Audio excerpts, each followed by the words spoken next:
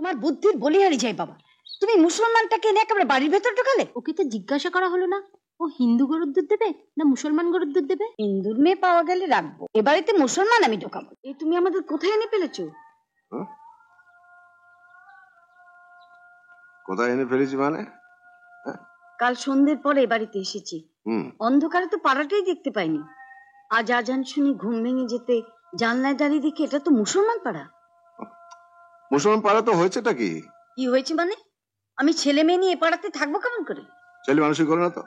মুসলমানরা বাঘ না ভাল্লুক যে ছেলে মেয়ে শুধু তোমায় খেয়ে ফেলবে? তুমি বুঝতে পারছো না। এখন বুঝেও কোনো লাভ নেই। দেখো আমার বদলি চাকরি, সরকার থেকে যেখানে আমাকে পাঠাবে সেখানে আমায় যেতে হবে। তুমি এখানে থাকতে পারবে না বলে তো চলবে না। তাই বলে মুসলমান এলাকায় থাকতে হবে? আরে বাবা, কলকাতায় কি মুসলমান এলাকা নেই? মেটিয়াবুল, পার্ক সার্কাস, রাজাবাজার, ওখানে মুসলমান গিজ গিজ করছে। ওখানে হিন্দুরা থাকে না নাকি সব ভয় পালাচ্ছে? কিন্তু শোনো, তোমার যেমন সংসার আছে ওদেরও ঠিক তেমনি সংসার আছে। তোমার যেমন ছেলে মেয়ে আছে ওদেরও ঠিক তেমনি ছেলে মেয়ে আছে। তুমি যেমন তোমার ছেলে মেয়েকে ভালোবাসো ওরাও ঠিক তেমনি ওদের ছেলে মেয়েকে ভালোবাসে। তুমি যেমন দাঙ্গা হাঙ্গামা চাও না ওরাও ঠিক দাঙ্গা হাঙ্গামা চায় না। কিন্তু আমার কেমন যেন ভয় করছে। আরে বাবু, দুদিন যাক সব ঠিক হয়ে যাবে। এখন দেখো তো একটু চা করতে পারো কিনা। চা খেয়ে এসব মালপত্র গোছগাছ করে মৌ আর রাজুকে নিয়ে ওদের স্কুলে ভর্তি করার ব্যবস্থা করতে যেতে হবে। হ্যাঁ গো, মৌয়ের দুপুরে রাজুর সকালে, দুজনে স্কুলের সময় আলাদা আলাদা। এমন স্কুলে ভর্তি করলে কেন? আজকাল স্কুলে ভর্তি করে যাওয়ার সমস্যা না। গত বছর ওরা ভালো রেজাল্ট করেছিল তাই হাতে পায়ে ধরে ম্যানেজ করেছে। ওই সকাল দুপুর দেখতে গেলে স্কুলে ভর্তি করতে হতো না। হ্যাঁ গো, স্কুলের ছেলে মেয়েদের ভালো করে দেখেছে তো। আমি আর রাজু বাদে সব মুসলমান। তাই নাকি? তাহলে বাবু তোদের স্কুলে গিয়ে কাজ নেই, তোরা বাড়িতে বসে পড়াশোনা। তুমিও না, ও বললে তুমি বিশ্বাস করো? আরে বাবা, ওখানে হিন্দু মুসলমান খ্রিস্টান সব জাতের ছেলে মেয়েরা পড়ে। এখানে আবার কি?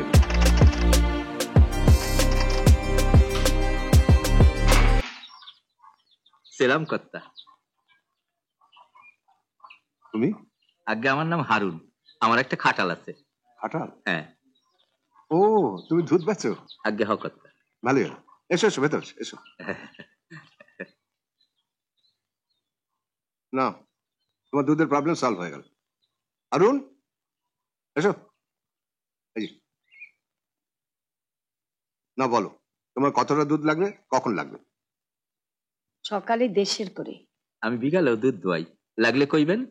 ঠিক আছে, তাইলে কাল থেকেই দেবো। হ্যাঁ। অহন আসি কর্তা। হ্যাঁ এসো। সেলাম।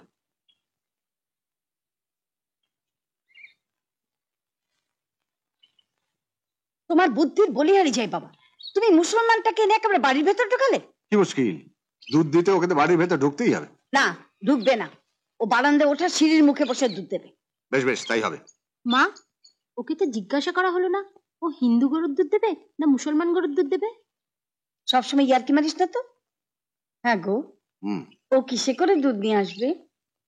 কিসে করে আবার? বালতি করে নিয়ে আসবে। ও বালতিটা ভালো করে ধোবে টোবে তো?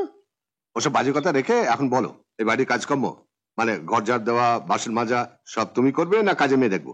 হিন্দুর মেয়ে পাওয়া গেলে রাখবো, নইলে আমি কষ্ট করে নিজেই সব করে নেব। এ বাড়িতে মুসলমান আমি ঢোকাবো না।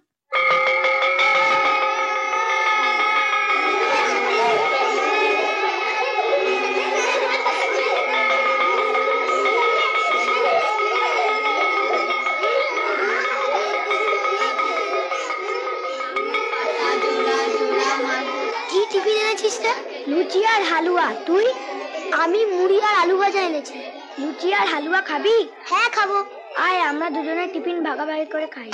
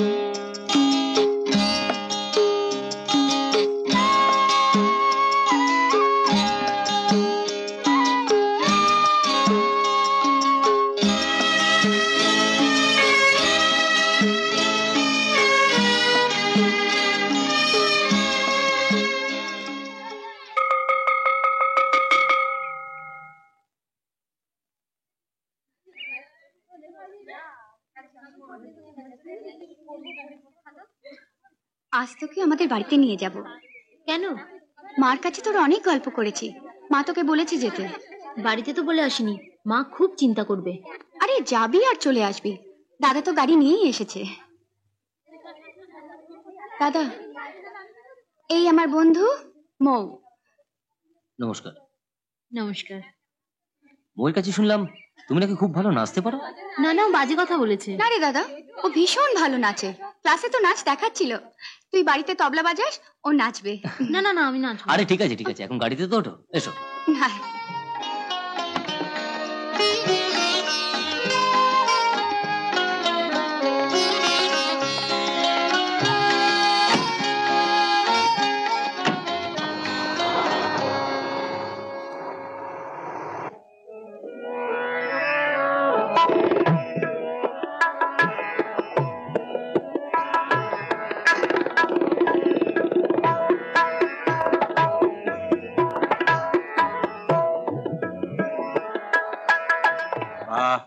দারুণ নাচো তো তুমি। আরে থাক থাক, বড় শিল্পী হও মা। থাক থাক থাক, ঠিক আছে, যাতে রোজ তোমার নাচ দেখতে পারি তার ব্যবস্থা করছি।